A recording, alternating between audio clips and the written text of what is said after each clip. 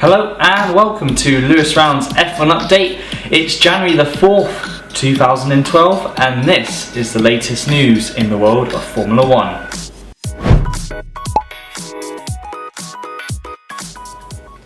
So we'll start off then with Mercedes. Nico Rosberg has spoken out, saying that he backs his team on the test delay.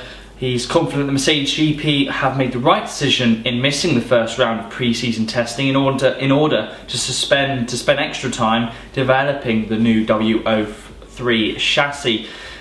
Previous teams have done it before and have had success, and also not quite the same sort of success. Red Bull did it a couple of years ago, won the World Championship in 2010. McLaren did it last year. It didn't quite work out with them because of the experimental exhaust system they chose to use. Didn't work out for them. Had a very unreliable car all pre-season. Who knows? But they think spending that extra time in the wind tunnel and do it before actually putting it out on track will be a benefit. There's always top teams that make that sort of gamble. And in other news, Karun Chandhok, he admits defeat in landing a drive for next season.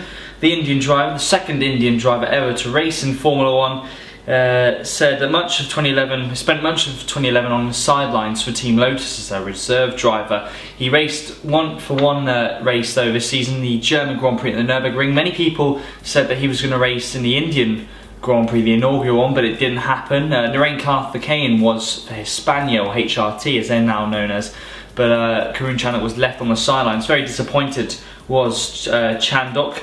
But with Team Lotus now, Caterham having confirmed they will retain their lineup of Heikki Kovalainen and Jarno Trulli for the forthcoming season, Chandhok has been forced to look elsewhere for opportunities. And unfortunately, the 27-year-old spaces are few and far between. Only 2 official spots remain. And also Rubens Barrichello. He's looks as though he could be back in the frame all of a sudden for Williams. A couple of vlogs ago, I was saying it looks very unlikely if Sutil loses his spot at Force India. He looks like he's going to take the Williams place, but not recently. My sources have said that Barrichello looks to be not out of the running completely as yet. Barrichello has been arguing for some time now, of course, that with major changes in the design side of the team, that they need a solid. Well, they need to keep the same drivers, so they got that sort of benchmark rather than having new drivers and don't know whether they're faster, or the fact that you've got new drivers, are they good enough or not good enough. He's saying you need that stability. If you're going to change in the team side, you've got to keep your driving side. And he has got a point. And I think Barrichello, I've always thought Barrichello, the way he sounds, I think he wants this to be his final race. He hit the balls not to, if I can say that. He had the guts to say this isn't going to be my final race at Brazil. I want to race next year. And fair credit to him, I think. And if he does get the drive, well, he'll be the one right. He looked as though he was going to lose out to Brawn in 2009. He didn't. And he finished 3rd in the championship. I'm not saying that's going to happen next season. You never know. But Williams are struggling quite a bit. But we've had it before. Brawn before with Honda was struggling, and they all of a sudden leapfrogged everyone else. So I think it looks very possible that Barrichello could stick with the team, especially now that Patrick Head, of course, he's left the board of directors at Williams. People have said that Head was one of the people preventing or could possibly prevent Barrichello from staying with the team for 2012. So this does mean, where does Adrian Sutil go then? The German, I really don't know. If he doesn't get Williams, he's going to have to try and land a HRT's place. He has got sponsorship backing, which could make it a possibility. Will, though, he want to go to a team that's struggling at the back of the grid? Many people think that Jaime Alguersuari, with his Red Bull backing, will join them in an all-Spanish lineup in a Spanish team. That is that looks very attractive offer for the Spanish outfit, but you never know. Still don't know much about those 2 seats at the moment. But for Sutil and for Barrichello and the rest of the drivers, Petrov, Alguersuari, Buemi, it's just a waiting game. And back to Mercedes, they say, the engine department, they say the V6 engines that will be introduced in 2014 will still sound good. Many fans have been left worried with the fact that the new engines that will be introduced will lack the same sound, the great sound that the V8s and the V10s before them produced.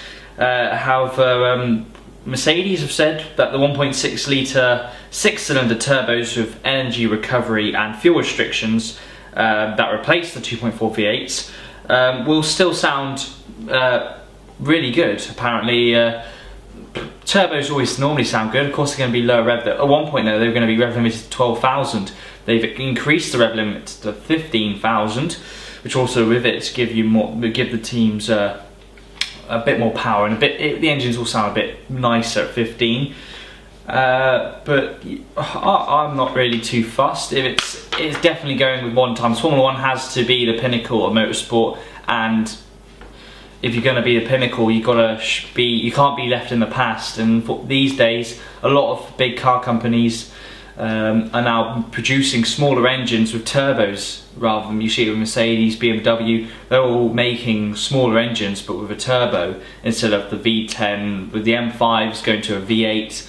The Mercedes is from a V8 to a V6. They're all decreasing and putting a turbo in it because it, in the end of the day, improves fuel efficiency, but you keep the same power as such. So Formula 1 has to go modern times. Of course, at one point they were going to be V4 turbos, but Ferrari and I think it was Ferrari were the main team complaining about the fact that it doesn't correlate to any of our production cars. We've never made a V4 engine, so.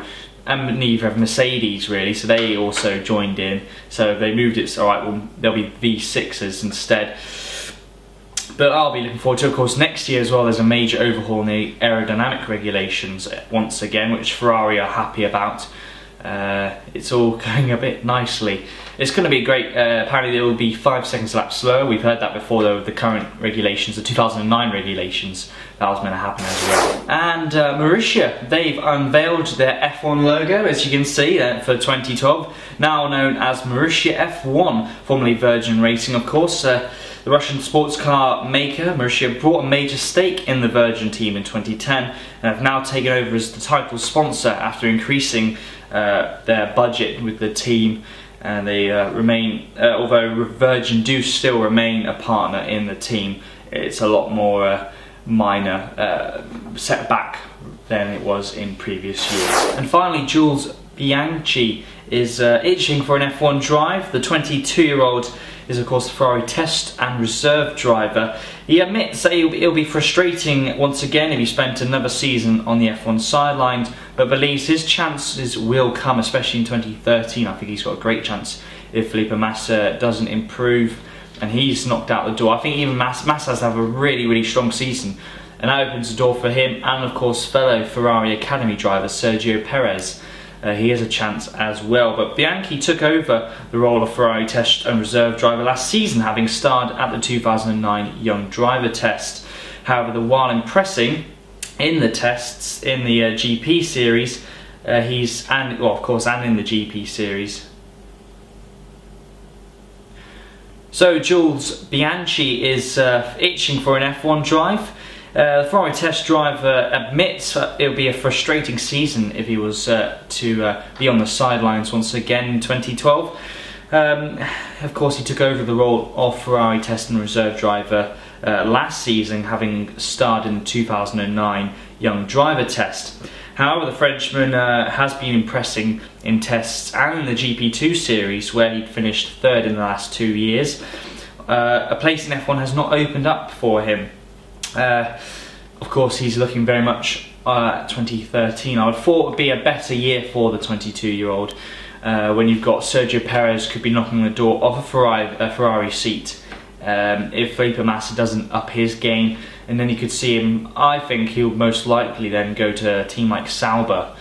I think, and I strongly believe if Massa doesn't pick up his speed, I can see Sergio Perez joining Ferrari or Robert Kubica. or even himself, Bianchi himself. But I think he won't be put in a top team straight away. I think he'll be going to a mid-team like Sauber, maybe even Caterham in the future. I think that would be, if they improve next year, I think there's a great chance of him joining that team as well. Well, that's it for today's F1 update. I'll be back on next Wednesday, but until then, have a great rest of your week. See you then.